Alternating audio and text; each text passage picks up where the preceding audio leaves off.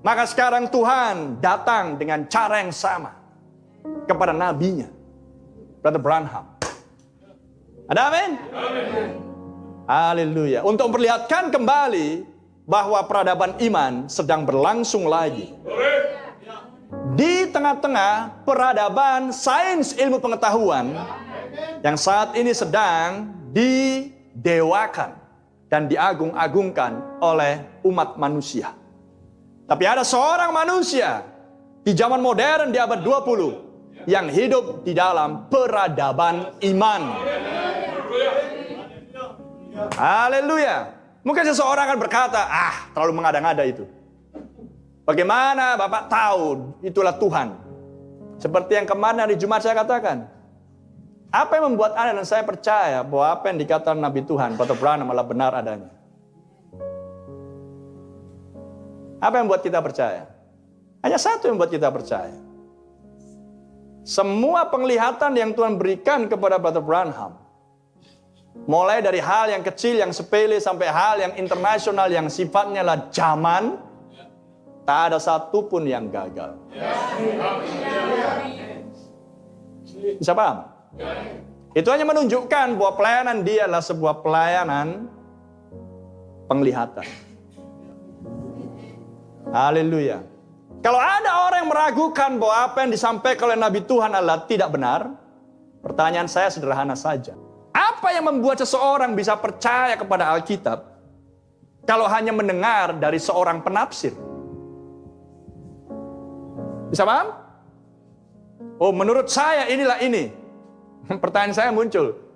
Bapak melihat atau Bapak merenung sehingga memiliki pengertian seperti itu? Jawabannya pastilah hasil perenungan karena pewahyuan. Ada lagi yang lebih hebat. Kayak orang-orang Jawa kuno dulu suka bertapa. Pendeta saya bertapa di sungai 40 hari, setelah itu dapat pewahyuan.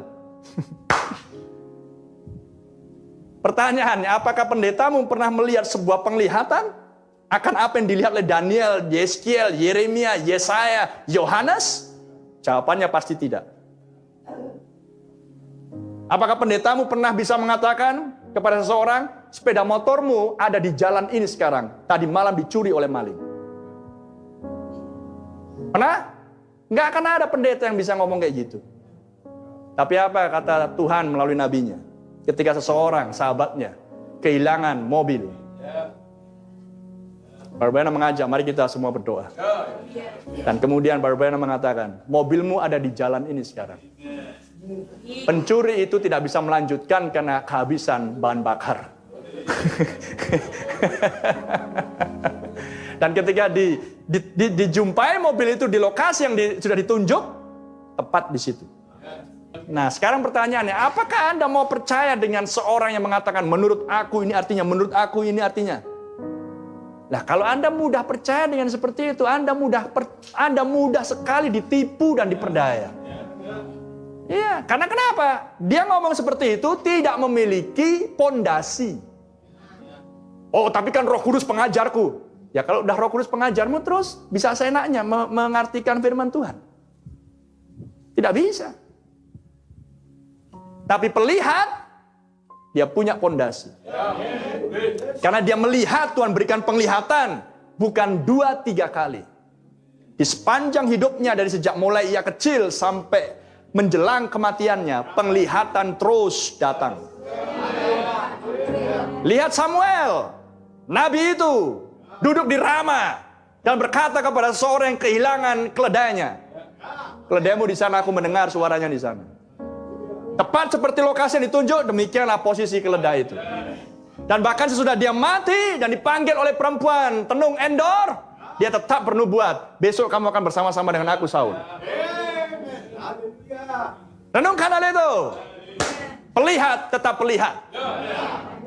Nah, pertanyaan saya sekarang, apakah Anda mau percaya dengan pelihat atau Anda percaya dengan penafsir? Karena kalau udah pelihat pasti penafsir. Zapnat paneah, penafsir misteri dan bisa mengetahui mimpi. Haleluya.